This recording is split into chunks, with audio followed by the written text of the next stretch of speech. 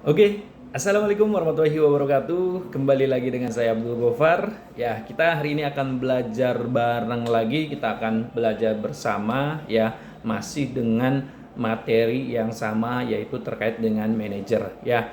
Jadi kita udah bahas di part 1, part 2, part 3. Nah, sekarang kita masuk ke part 4 ya. Masih terkait dengan apa sih manajer itu ya. Jadi gini, teman-teman, ya seorang manajer ya itu harus punya modal dasar. Nah, apa nih modal dasar bagi seorang manajer adalah yang pertama adalah knowledge ya. Jadi knowledge itu adalah informasi yang diketahui atau disadari ya oleh seseorang ya, bisa berupa deskripsi, hipotesis, konsep, teori, prinsip, prosedur dan lain sebagainya ya. Jadi knowledge di sini adalah semua ya ilmu ya terkait dengan itu, entah itu teori ataupun konsep tentang terkait dengan manajerial ya, itu adalah merupakan bagian dari knowledge atau modal dasar bagi seorang manajer ya. Yang kedua adalah skill ya. Skill itu apa? Kemampuan untuk melakukan sesuatu dengan baik ya, cepat dan tepat ya. Maksudnya gini, seorang manajer harus mempunyai skill ya pada saat timnya sedang ada masalah atau sedang ada problem ya, dia harus bisa dengan cepat ya memberikan solusi, dengan tepat memberikan solusi ke timnya ya. Itu adalah skill seorang manajer ya, salah satu contoh skill seorang manajer ya. Terus yang ketiga adalah attitude ya.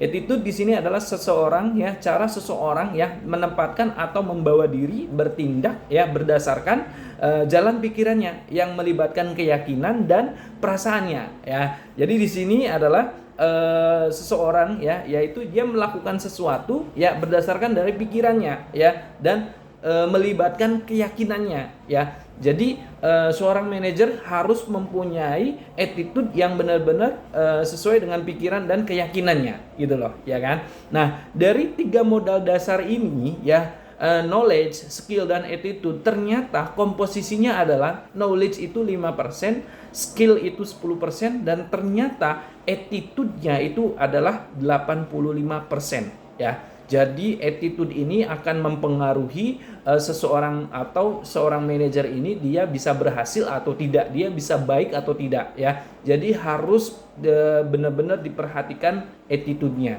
ya. Itu modal dasar seorang manajer. Nah, terus bagaimana cara meningkatkan pengetahuan ya?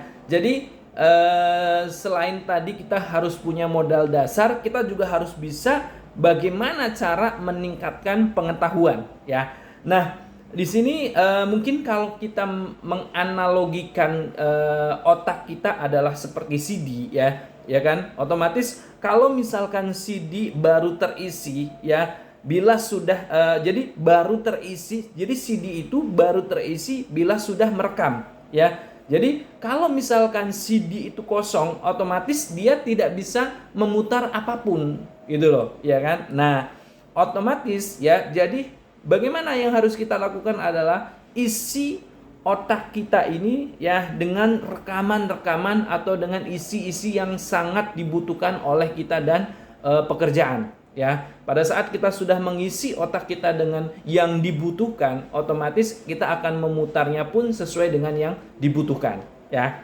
Itu terkait dengan cara meningkatkan pengetahuan.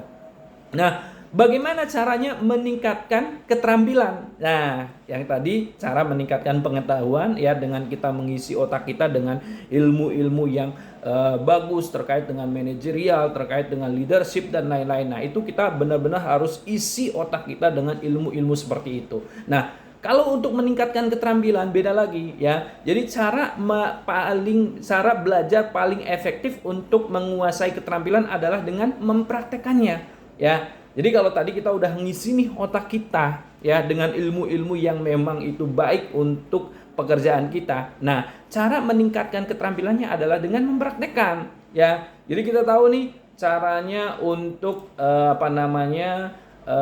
ngebriefing orang itu yang baik seperti apa. Nah, baru kita praktekkan. Nah, itu adalah cara meningkatkan keterampilan ya kan. Nah, Dr. Anders Ericsson ya itu merupakan seorang magic number ya. Untuk sebuah keahlian adalah 10 jam ya, 10.000 jam, 10.000 jam itu menurut beliau, ya. Dan Louis Allen, ya, untuk menguasai managerial skill dengan baik memerlukan waktu 5 tahun, ya. Jadi kalau misalkan Dr. Anders Ericsson, ya, ini perlu 10.000 jam untuk sebuah keahlian. Kalau Louis Allen, ya, butuh waktu 5 tahun untuk menguasai managerial skill. Nah, bila kita bekerja selama 8 jam per hari, maka 10.000 dikali dengan 2.000 jam sama dengan 5 tahun, ya. Jadi ini sangat luar biasa nih teman-teman, ya. Jadi kita kalau misalkan mau menguasai sesuatu, ya, sebuah keahlian, ya, jadi kita harus benar-benar memperhatikan 2 item ini, ya kan. Nah, terus deliberate deep practice. Nah, ini yang penting nih, ya.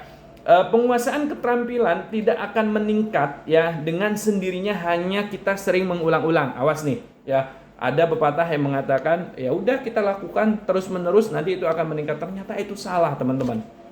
Ya, yang baik adalah berlatih secara terus-menerus dengan cara latihan yang benar, ya kan? Ya, jadi mulai hari ini kita coba pelatihan yang tepat, ya, kemudian berlatih dengan cara yang benar secara mendalam, ya. Jadi teruslah, misalkan kita nih udah tahu nih teorinya, ya, kita udah tahu nih caranya, ya. Ya udah lakukan itu secara terus-menerus, secara mendalam, ya, sampai dengan 10.000 jam, ya. Jadi acuannya dari situ baru, ya, itu nanti kita akan kelihatan hasilnya, ya.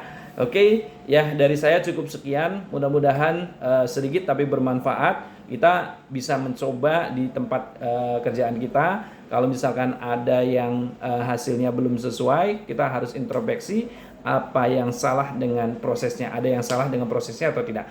Cukup dari saya, sekian. Wassalamualaikum warahmatullahi wabarakatuh.